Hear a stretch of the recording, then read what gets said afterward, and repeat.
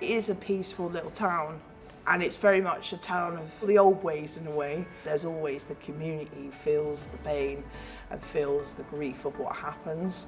And positively, if something good happens, everybody celebrates together with it. And this is really what this is. It's something good to celebrate something sad that happened.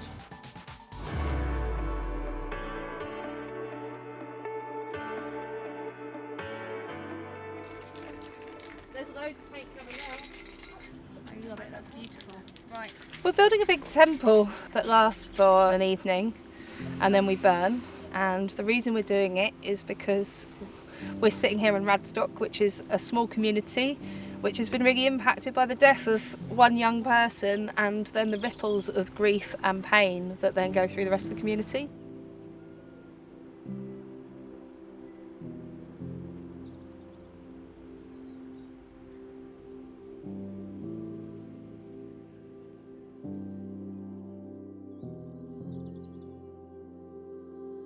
There are no words that exist to adequately convey the loss of my beloved son Charlie boy.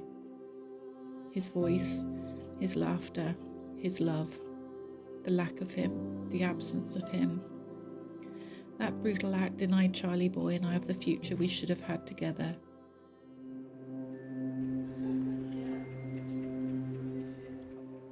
When I was working with the young people and we were trying to work out the best processes for holding grief, there was a very strong sense we needed to find a way of everyone coming together.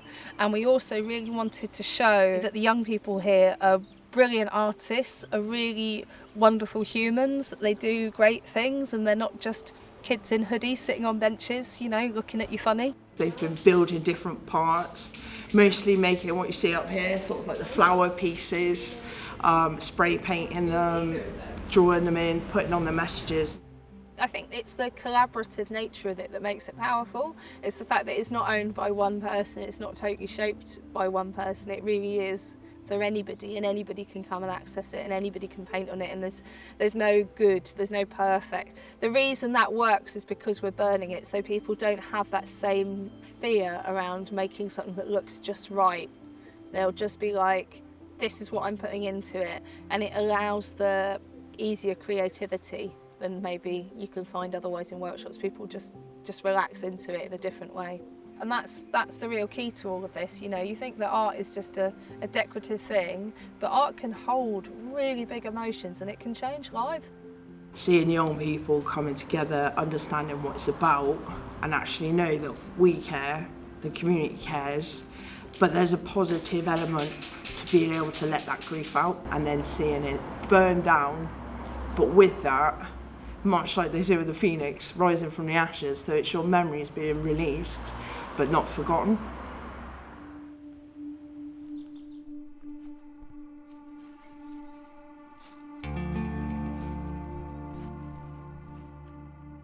To my Charlie boy, my wild and free spirit, then to the elements be free, and fare thou well.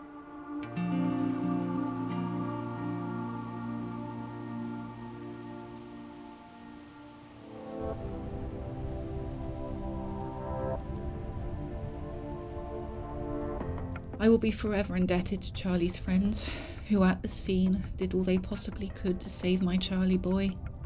What trauma they must forever carry in their hearts and minds. I can only offer them my love.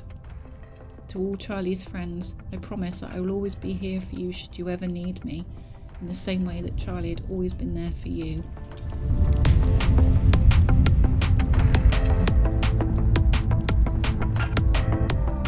When somebody dies, that first year, that first anniversary of their death, that first birthday afterwards is just really hard, really hard. So just holding people through that in itself is a really, really meaningful thing to do.